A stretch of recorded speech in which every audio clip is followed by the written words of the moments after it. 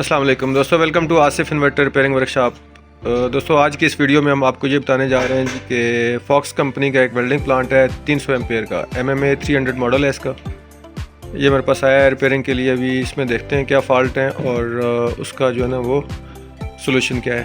तो इसको जी ये देखें, ये इसका कार्ड जो है ना हम निकाल देते हैं बाहर। और ये देखें जी, इसके अंदर एक एक्सटर्नल एडाप्टर है, पावर सप्लाई लगी हुई है जो कि इसकी लो वोल्टेज के पोर्शन को कवर करती है। ये हमारा SMPS का जो एरिया है, इसको जो है ना वो ये चालू करती है, बाल करती है। और इसके अलावा इसके अंदर ये IGBT लगे हुए हैं। IGBT फिज़िकल इनकी कंडीशन ठीक है। और इसको बाहर निकाल के हम देखते हैं और मीटर के साथ हम चेक करेंगे। और दूसरा ये देखें, ये आपको नज़र आ रहे हैं जी कि BT40T60। ये रिपेयरिंग वाले बंदों को तो अंदाज़ा हो जाएगा देख के कि ये क्या चीज़ है। तो ये 40 एम्पेयर और 600 वोल्ट की IGBT लगी है। और ये कहाँ पे लगी हुई है? जहाँ पे हमारे आउटपुट रेक्टिफायर लगते हैं। तो IGBT का काम जो है ना वो हाई स्पीड स्विचिंग है और रेक्टिफायर का काम है AC से DC में कन्वर्ट करना। तो ये देखें, एक दफ़ा कंपोनेंट लगाने से पहले मैं कई दफ़ा रिक्वेस्ट कर चुका हूँ कि कंपोनेंट लगाने से पहले उसकी डाटा शीट चेक कर लिया करें। और दूसरा उसकी जो है ना सही वैल्यू का कंपोनेंट जो जहाँ पे लगती है वो लगाया करें, ताकि आगे मसाइल का शिकार ना हो और वो अपना सही प्रॉपर काम करे और उसकी जो है ना वो परफॉर्मेंस सही रहे। तो ये हम कोशिश करेंगे जी कि इसकी जो पावर सप्लाई है ये जेन्युइन इसकी लगी हुई है, पहले इसको अवेलेबल कर लें। उसके बाद जो है ना फिर हम इसको आगे बाकी सर्किट को चेक करेंगे जिसमें ये कंपोनेंट IC लगे हैं, ये बाकी चीज़ें लगी हैं। और IGBT को देखेंगे और इस तरह की जो चीज़ें हैं वो बाकी जो मसाइल हैं इसके वो चेक करेंगे। अच्छा देखें, इस बोर्ड के अंदर हमने जो है ना ये IGBT जो है ना वो निकाल दिए हैं जो हाई फ्रिक्वेंसी रेक्टिफायर की जगह पे लगे हुए थे। और बाकी इसके अंदर जो इसकी अपनी IGBT लगी हुई है, इसकी आप सोल्डरिंग देख लें। और सोल्डरिंग की कंडीशन से आपको अंदाज़ा हो जाएगा कि इसका जो रिपेयरिंग का वो है थोड़ा सा केयर कर लिया करें। तो ये इसकी IC लगी हुई है और IC के साथ वाले कंपोनेंट इसमें नहीं है। हम कोशिश करते हैं कि यही अगर जेन्युइन तरीके से चालू हो जाती है तो इसी को चालू करके हम आगे इसकी आउटपुट निकालेंगे। दोस्तों देखें, यहाँ पे एक हमारा ट्रांसफार्मर लगता है SMPS के अंदर। और ये ट्रांसफार्मर हमने बाहर निकाला है। और ये देखें आप, ये इसकी जो है ना वो इनपुट वाली वाइंडिंग है, ये वाली यहाँ पे 300 वोल्ट आते हैं। और ये ऑक्सिलरी वाइंडिंग है और ये आउटपुट वाइंडिंग है। आउटपुट वाइंडिंग में से इसका ये वाला जो ग्राउंड है और यहाँ पे 12 वोल्ट और इधर 25 वोल्ट निकलते हैं। तो ये इसकी वाइंडिंग जो है ना वो यहाँ से डिस्कनेक्टेड थी, ये हमने कनेक्ट कर दी है। और इसके अलावा यहाँ पे 2 रेक्टिफायर लगते हैं, वो हम लगाएंगे।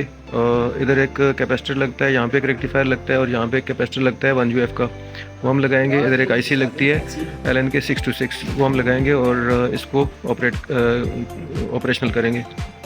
दोस्तों ये वेल्डिंग मशीन आपके सामने है, इसको हमने असेंबल कर दिया है। इसका जो चॉपर ट्रांसफार्मर है SMPS का, उसके इशू भी रिजॉल्व हो चुके हैं। उसके जो रेक्टिफायर थे और जो कंपोनेंट इसके अंदर लगाने वाले थे वो लगा दिए। और इसमें जो high frequency rectifier, output rectifier की जगह पे जो IGBT लगे हुए थे वो रिप्लेस करके हमने जेन्युइन कंपोनेंट उसके अंदर लगा दिए हैं। रेक्टिफायर जो कि हमारी IGBT की आउटपुट को AC को DC में कन्वर्ट करके यहाँ टर्मिनल के ऊपर निकालते हैं, वो भी हमने इंस्टॉल कर दिए हैं। और फर्दर जब इसको हमने देखा है तो इसके अंदर जो IGBT थे वो भी डेड थे। ये IGBT मैंने निकाल दिए हैं बाहर, ये आप देख सकते हैं। ये दोनों डेड हैं।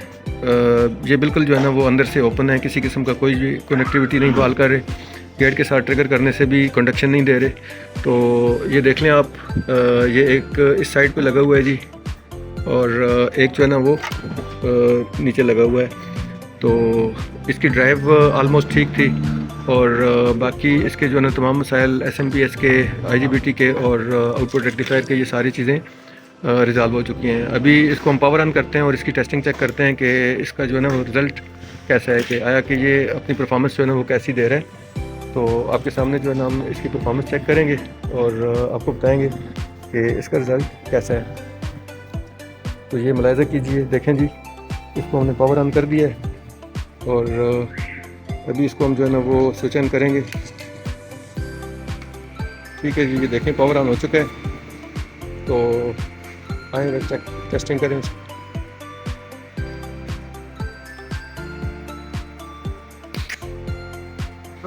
मेरा नाम तो नहीं डालना पड़े होगी क्वालिटी कहते होगी दो ही लीड लगाओ। ये देखें जी, इसकी टेस्टिंग आप चेक कर लें।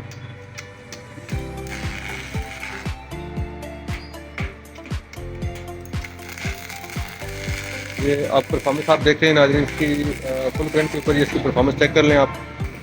तो अभी थोड़ा स्लो करंट के ऊपर देख लें, कंटिन्यू राड चलाएं, कंटिन्यू चलाए जाएँ, लेयर लगाएं, लेयर।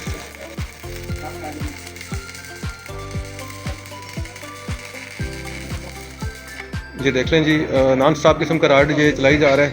चलाएं चलाएं, पूरा राड ख़त्म करें मुकम्मल।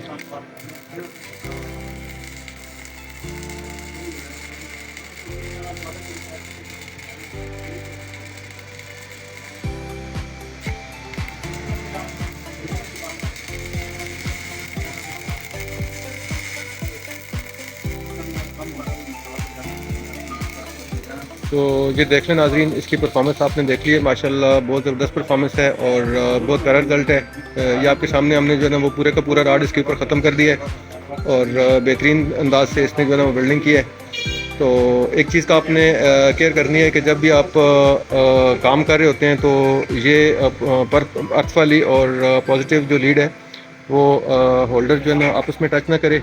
बाज़ औक़ात गलती से जो है ना वो वेल्डिंग शीट के ऊपर जो है ना बंदा होल्डर को रख देता है ऐसे, तो ये इसका मतलब ये है कि ये आपने नेगेटिव और पॉजिटिव आपस में कर दिया है, जोड़ दिया है। तो ये जोड़ने से एक ही कनेक्शन जो है ना वो पॉजिटिव नेगेटिव जब एक कनेक्शन बन जाता है तो वो ब्लास्ट करके नुकसान का बायस बन सकता है। तो आपने इन चीज़ों का ध्यान देना है और ऐसी चीज़ों से एहतियात करनी है, सेफ्टी प्रिकॉशन को मद्देनज़र रखते हुए हाई वोल्टेज रिस्क के हवाले से भी, और काम के दौरान भी आप देखें कि जहाँ पे ज़्यादा वोल्टेज आ रहे हैं तो उधर आपने केयर करनी है। तो वीडियो अगर अच्छी लगे तो लाइक कीजिए, चैनल को सब्सक्राइब कीजिए और दोस्तों के साथ शेयर कीजिए। रिपेयरिंग के हवाले से अगर कोई मसाइल आते हैं तो हमसे ऑनलाइन कॉन्टैक्ट कर सकते हैं, आपको इंशाल्लाह फ्री ऑफ कॉस्ट गाइड किया जाएगा। वीडियो देखने का बहुत शुक्रिया।